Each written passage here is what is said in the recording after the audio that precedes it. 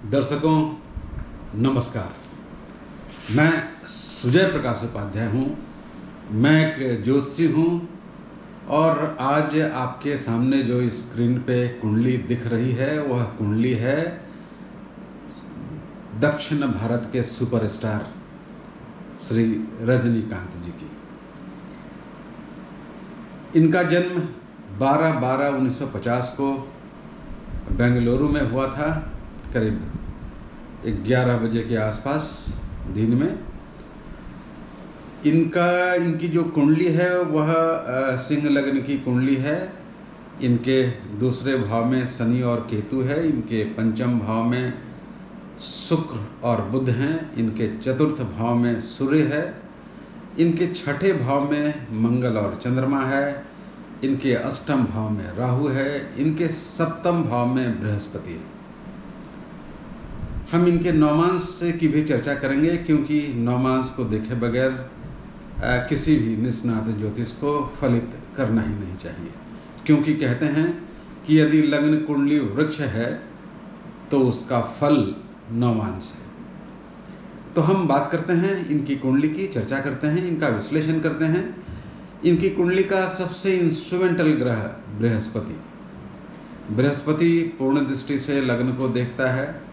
बृहस्पति पूर्ण दृष्टि से सूर्य की राशि को देखता है। और जब कभी भी ऐसा होता है, ऐसा व्यक्ति न केवल धार्मिक, न केवल किसी अज्ञात उस नियंता के प्रति समर्पित, न केवल धन धान्य से युक्त, बल्कि ऐसे व्यक्ति को यश, कीर्ति, गान, मान, सम्मान सब कुछ मिलता है जीवन में। इसके पीछे की बात यह है कि इनके नौमांस में भी बृहस्पति स्वग्रही ही है और लग्न कुंडली में बृहस्पति पूर्ण दृष्टि से लग्न को देखता है। बात करें इनकी आजीविका की, तो इनकी आजीविका को देखने के लिए ज्योतिष में जो प्रक्रिया बताई है वह कहते हैं कि दशम भाव को देखिए दशम भाव इनका दशम भाव वृष राशि, उसका स्वामी कौन? शुक्र। अब कहते हैं कि अब इसके नौमांस को देखिए, शुक्र कहाँ बैठा है। नौमांस देखिए इनका, नौमांस में भी शुक्र अपनी ही राशि में चंद्रमा के साथ बैठ रहा है। तो यह तो बिल्कुल स्पष्ट हो गया कि जो इनकी आजीविका होगी वह शुक्र से संबंधित होगी। शुक्र से संबंधित अभिनय भी होता है, अन्य कलाएं भी होती हैं, बुद्ध का भी उसमें योगदान होता है, भावनाओं के स्तर पे चंद्रमा का भी उसमें योगदान होता है। क्या ऐसा दिखता है इनकी जन्म कुंडली में? आइए इनका लग्न नक्षत्र देखें। इनका लग्न नक्षत्र पूर्वा फाल्गुनी है, जिसका स्वामी शुक्र होता है।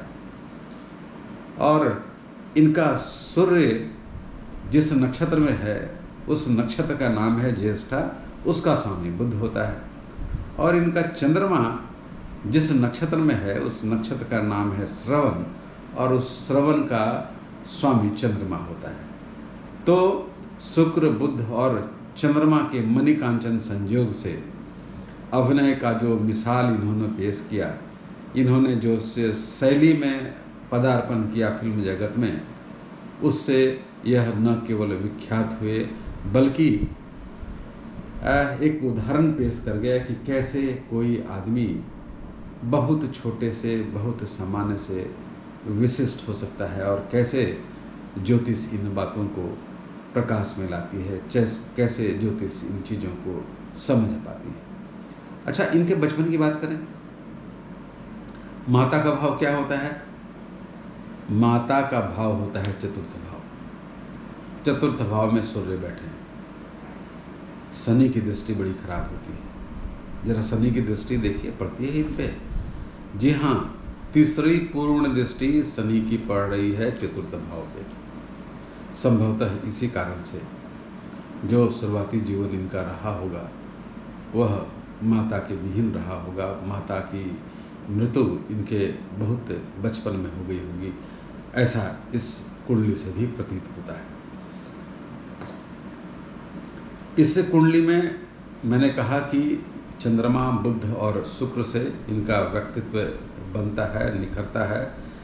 तो इनका बुध, शुक्र और बुध भी पंचम भाव में एक विशिष्ट त्रिकोण राशि में धनु राशि में बैठा है।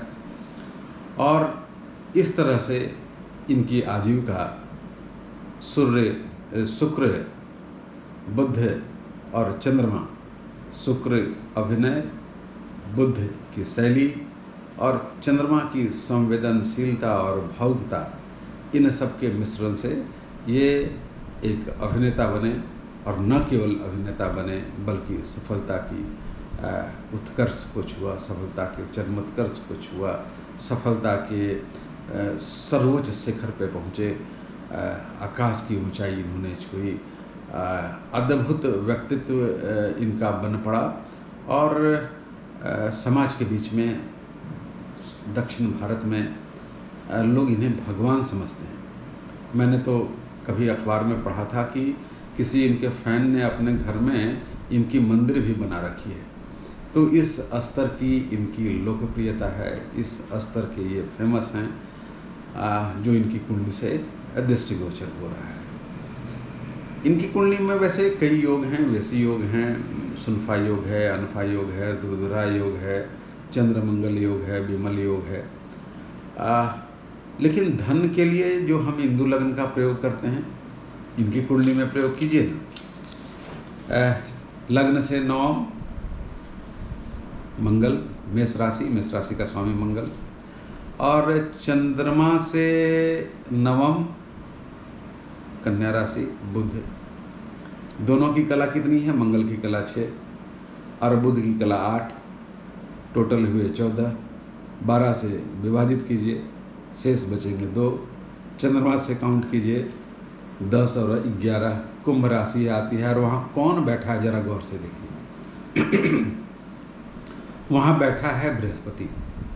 और मैं कितनी बार भी कह चुका हूँ कि जब भी हिंदू लग्न में बृहस्पति जैसा शुभ ग्रह बैठ जाए तो वह अकूत धन संपदा को देने वाला होता है। बृहस्पति सप्तम भाव में अच्छी पत्नी भी देता है और वो पुण्यात्मा भी होती हैं और उनका भाग्य भी इनके भाग्य साथ जुड़ता है। उनके विवाह के बाद इनका भाग्योदय और तीव्र गति से होता है। इनका जो नेगेटिव पॉइंट है वह शनि है। शनि षष्ठेश है, षष्ठेश होके वह मारक भाव दूसरे भाव में बैठा है, वहाँ केतु भी बैठा है। तो जब भी शनि केतु का इस तरह का इंटरेक्शन होगा ये बीमार होंगे, इनकी स्वास्थ्य इनका बाधित होगा। और अभी बुध की महादशा चल रही है। राहु की महादशा इनकी 1965 से लेकर 1983 तक चली। बृहस्पति की महादशा 1983 से लेकर 1999 तक चली। यह जो अवधि है बृहस्पति की 1983 से 1999, यह इनके जीवन का स्वर्णिम क्षण होगा, क्योंकि बृहस्पति के बारे में मैंने अभी आपको बताया।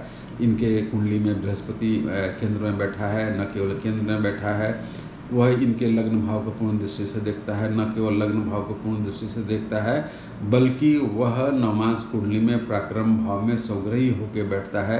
यह व्यक्ति को पराक्रमी बनाता है, साहसी बनाता है। और यह साहस और पराक्रम इनके मंगल से भी दिखता है। मंगल इनके लग्न को पूर्ण दृष्टि से देखता है अपनी अष्टम दृष्टि से। तो ऐसे जातक निडर होते हैं, साहसी होते हैं, निर्भय होते हैं, कुछ कर गुजरने की तमन्ना से युक्त होते हैं। एक विशेष तरह की जिज्ञासा होती है जिससे ये कष्ट संघर्ष को झेल पाने में शुरुआती दिनों में सक्षम होते हैं। इनका जो शनि की महादशा है यह 1999 से 2018 तक चली। शनि की महादशा, जैसे मैंने कहा कि बाकी दृष्टियों से तो ठीक है, शनि अपने मित्र के घर में है, लेकिन वह अब थोड़ी वाणी को थोड़ा डिफरेंट बना देता है। बहुत सॉफ्ट वाणी नहीं होती, थोड़ी सी कठोरता उसमें होती है। और स्वास्थ्य की दृष्टि से भी वह अच्छा नहीं है। तो शनि के पीरियड में ये थोड़े बीमार वगैरह भी हुए होंगे, मुझे पता नहीं है। अभी चल रही है बुध की महादशा। बुध की महादशा 2018 से 2035 तक चलेगी। इसमें जब राहु की अंतर्दशा आएगी, राहु इनका अष्टम भाव में बैठा है, तो इनके फिर बहुत गंभीर रूप से बीमार होने की आशंका मुझे दिखती है। इनके तो अपने ज्योतिष होंगे, अपने पंडित होंगे, अपने एस्ट्रोलॉजर होंगे, ये राय लेते होंगे और उसमें जो यथोचित उपाय होते हैं, शिव की आराधना, महामृत्युंजय जप, रुद्राभिषेक वगैरह इनको करवा लेना चाहिए। इनके कुंडली में चंद्रमा, शनि और राहु पुष्कर नवमांश में है। संभवतः इसी कारण से जो शनि में ये स्वास्थ्य इनका प्रतिकूल रूप से प्रभावित हुआ होगा, वही इस कारण से बच पाया होगा क्योंकि शनि जो है वह पुष्कर नवमांश में है। बाकी इनकी कुंडली में जो आने वाली दशा है केतु की, वह दशा निश्चित रूप से अच्छी दशा नहीं होगी। संभवतः वह इनके जीवन की अंतिम दशा होगी। मेरे ख्याल से इनके बारे में एक चीज़ बताना और भी बहुत ज़रूरी है, क्योंकि जब भी बृहस्पति सिंह राशि को देखता है तो वह व्यक्ति में वह गुण भी आ जाता है जो गुण सूर्य का होता है। सूर्य जिस प्रकार से बिना भेदभाव के अपनी लाभप्रद स्वास्थ्य कारक रश्मियों को जनता के बीच लुटाता है, जगत के प्रति लुटाता है, जगत प्राणियों के प्रति लुटाता है, वैसे यह व्यक्ति भी, जो शायद हम लोगों को पता नहीं होगा, ये व्यक्ति भी समाज के लिए, देश के लिए, निरीह के लिए, असहाय के लिए, वैसे विकलांगों के लिए जिनका कोई नहीं है, ये काम जरूर करते होंगे और पैसे उस चीज़ों में खर्च करते होंगे और ये उसमें अपना सर्वस्व भी लुटा दें तो कोई आश्चर्य की बात नहीं। बृहस्पति की यह दृष्टि व्यक्ति को सिंपल, सादा भोजन करने वाला, सात्विक और ईश्वर के प्रति समर्पित बनाती है। तो आज बात इतनी ही हुई, बात हुई रजनीकांत की। मेरा यह वीडियो आपको कैसा लगा, मेरे सारे वीडियो आपको कैसे लगते हैं? यदि अच्छे लगते हैं तो सब्सक्राइब कीजिए, मुझे लाइक कीजिए और ये ऐसे वीडियो को शेयर भी कीजिए। आपका बहुत बहुत नमन, आपका बहुत बहुत नमस्कार।